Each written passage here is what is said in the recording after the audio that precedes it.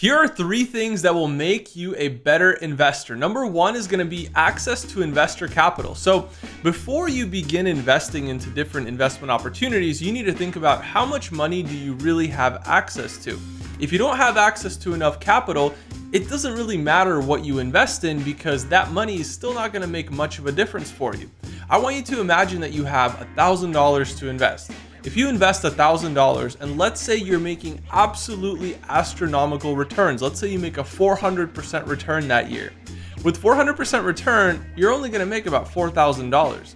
That's not really life-changing money. Sure, it might help you for a month or maybe a week or maybe even half a year if you use it wisely. But in the real world, $4,000 isn't going to make much of a difference for many people. So before you begin investing, you have to make sure that you secure enough capital to invest so that when you make that 400% return, it really makes a difference. Imagine if you invested $100,000. That same 400% return is now almost $500,000. That's $400,000 that you have in your life that allows you to live the life that you deserve, that you want to live, maybe even buy a couple extra toys or things that you want but maybe don't necessarily need. So a lot of people ask me, they're like, hey Austin, what should I invest my $10,000 into? Well, the truth is that $10,000 either way isn't going to make too much of a difference. So I would focus on building up that active income, getting enough capital saved up to invest. And once you have access to the capital to invest, that's when you can start strategizing about, hey, I want to invest into this thing and I want to invest into that and I want to stack them on top of each other and I want them to feed into each other. You can have so many different strategies when you begin investing that allow you to maximize that cash flow. But the number one thing that you need to take care of is access to investment capital.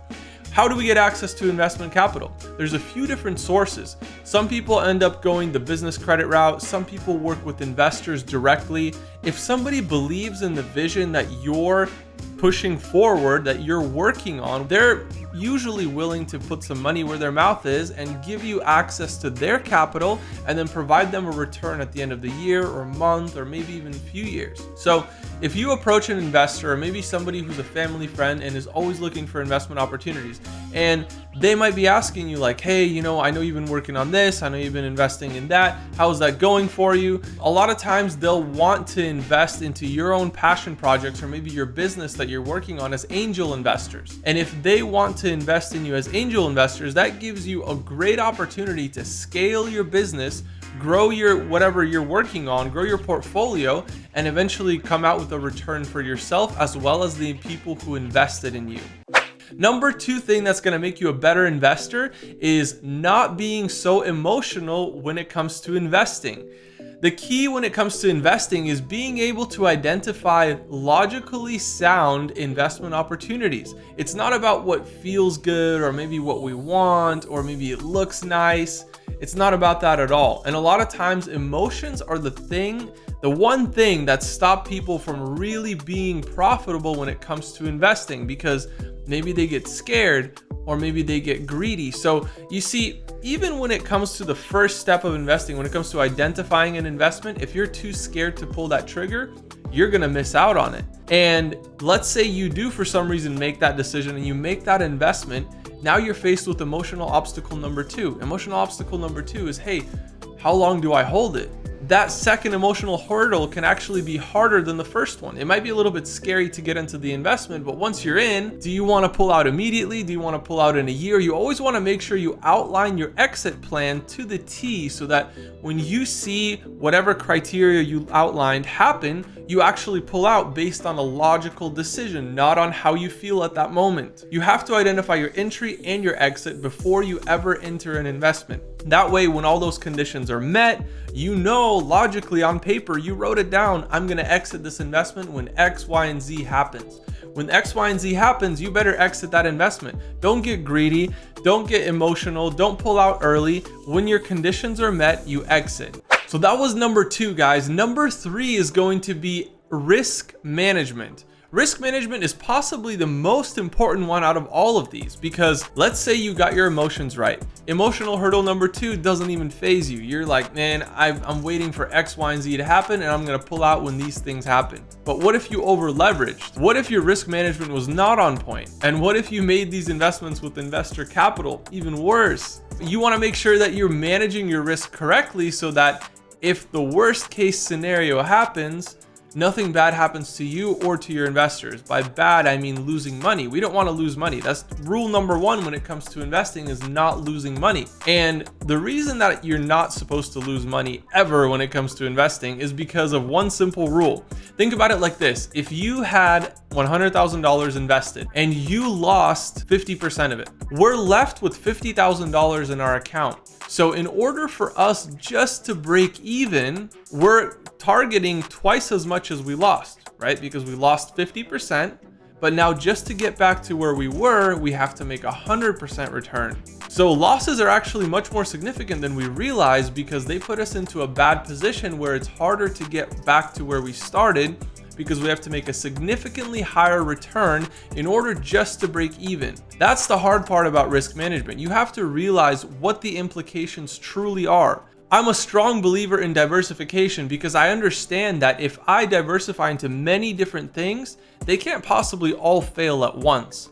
Sure, maybe out of my, let's say 10 investments, maybe 2 or 3, maybe even 4 might fail, but the 5, 6, 7, 8 investments that work, they're definitely going to cover any losses that I experienced and make me a profit on top of that. It's not about hitting home run investments. It's about being overall profitable when it comes to your investment portfolio. You can't always be 100% accurate, but you have to manage your risk in such a way that the losers don't bankrupt you and the winners make you significantly more than what you were risking in the first place. Think about it like this. If you have $100,000, you don't want to throw in $100,000 into one investment. Let's say you want to buy a house or something. Don't buy one house with your $100,000. Find a way to leverage investor capital, maybe even the bank, right? Maybe the bank wants to give you financing and you put just $10,000 into each one of these houses. Now you have 10 houses, 10 rental houses that are performing. And even if 2 or 3 of them don't work out, you're making enough money from the other 8 or 9 that are significantly covering your losses with the 1 or 2 houses that are not performing, and they're making you an additional cash flow and profit on top of that. Now, another thing to realize with all of this is that this idea of leverage that we just introduced when it comes to buying multiple houses, if each one of these houses cost $100,000, now instead of us buying one house for $100,000 cash and we own it outright, we just bought 10 houses with $10,000 down. So you bought 10 houses, you now control $1 million worth of real estate instead of just 100,000. So now if we experience appreciation, which real estate usually tends to appreciate, if you are controlling $1 million worth of real estate as opposed to just 100,000, you're getting a huge benefit when it comes to that appreciation. You might not be cash flowing off of that one house, but if that house appreciated 10%, you made about $10,000, right? Now, if we're talking about $1 million worth of real estate that appreciated 10% over a year, we just made $100,000 doing nothing. Even if none of those houses paid us, but the market just appreciated 10%, because we controlled $1 million worth of real estate, we made $100,000 just doing nothing. And on top of that, we probably made some cash flow when it comes to the rental income. So guys, that's the 3 different things that are going to make you a better investor. Just make sure you have access to proper capital before you begin investing. Number 2, never be emotional when it comes to entering the investment or when it comes to exiting the investment or potentially even managing the investment. And number 3 is risk management. Risk management is going to be the glue that holds all of this together. Your entire portfolio is held together by this glue called risk management, because truly in the market, we can't control any of the factors around us. We can't control any of the things that happen in the economy. We can't control any of that, but we can control our risk. So we can always limit how much we could potentially lose at the maximum worst case scenario. So as long as we're protected there and we're diversified into different things, we're safe and we're most likely winning on these investments. That's all I have for you today, guys. Make sure to like, subscribe, and comment, and I will see you all in the next video.